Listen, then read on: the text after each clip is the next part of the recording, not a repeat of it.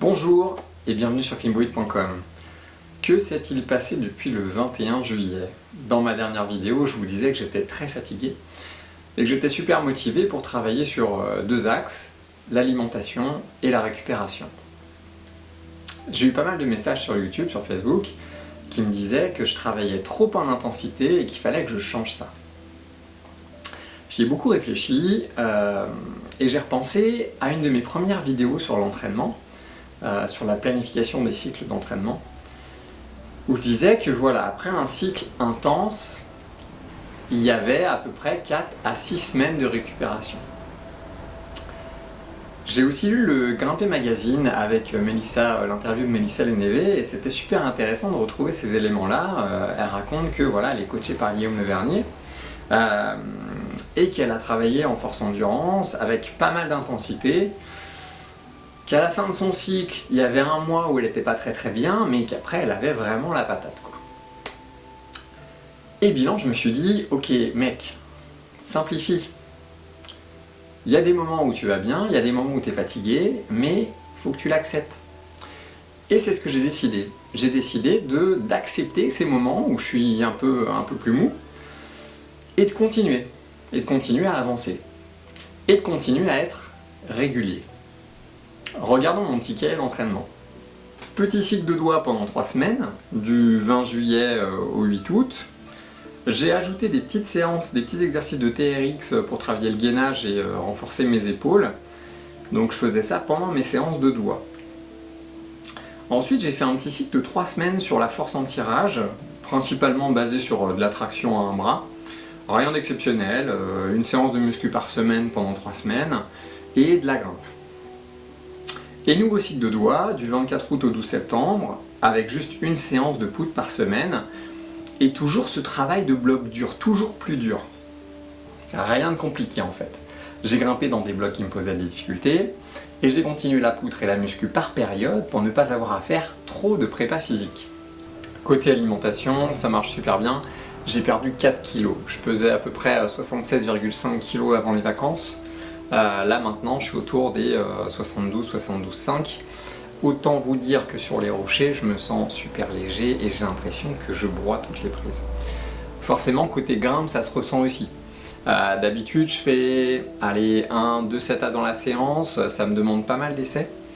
Là en ce moment les 7A soit je les flash, soit j'en fais 4-5 dans la séance. J'étais super content par exemple. On a fait une séance avec Berry sur Shaman, un bloc assez dur quand même, c'est supposé être 7C facile. Certains diront que c'est 7C facile, moi je trouve ça dur, voilà, forcément c'est au-dessus de mon niveau. Et en fin de séance, je vais sur le sphinx, le repos du sphinx, une traversée en 7A plutôt physique. Et voilà, au bout de 4 essais, j'étais en haut, quoi. Le temps de caler les méthodes, lire le bloc, caler les méthodes, 4 essais pour être en haut, c'était génial. La régularité des séances de poutre, elle a aussi super bien marché. Je suis parti en vacances avec ma petite poutre de voyage que je vous ai partagée dans une vidéo précédente. Je me suis astreint à faire à peu près 1-2 séances par semaine pendant des cycles sur des cycles de 3 semaines. Avant les vacances, les réglets de 8 mm, je les tenais 3-4 secondes. Sur les derniers cycles, là, je les tiens 10 secondes.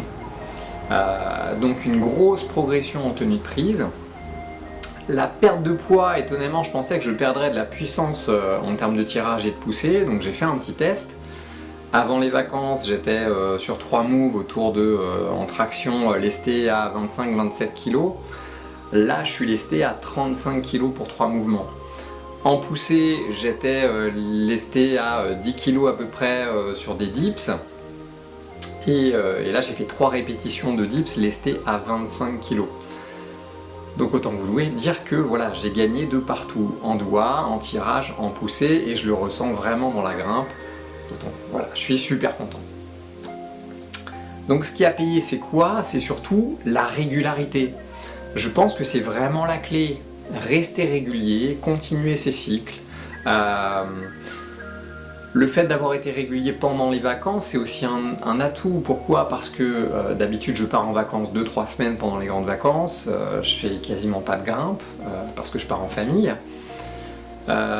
quasiment pas de prépa physique orientée grimpe. Bilan, quand je reviens après les vacances, voilà, c'est la rentrée, c'est le restart. Là, ce qui est génial, c'est que c'est une rentrée dans un cadre où j'ai progressé. Donc c'est une super base pour ce qui va venir, voilà. Le message que j'ai envie de vous faire passer aujourd'hui, c'est croyez en vous, croyez en vos projets, on peut tous progresser. Soyez réguliers, grimpez dans des trucs durs. Forcez-vous à essayer des trucs au-dessus de votre niveau.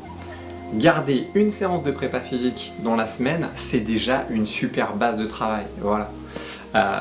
Dans l'idéal, essayez de continuer, de faire ces petits cycles. Ça veut dire 1 à 2 séances sur un thème de prépa physique pendant 3 semaines, 1 semaine de repos et ensuite un nouveau cycle. Ça, c'est un schéma qui marche très très bien. Mais voilà, mixez la grimpe avec un petit peu de prépa physique et vous allez voir que vous allez progresser. On peut tous progresser. Dans la prochaine vidéo, je vous parlerai de ce que j'ai changé côté alimentation. Sur ce, bonne grimpe et bon entraînement.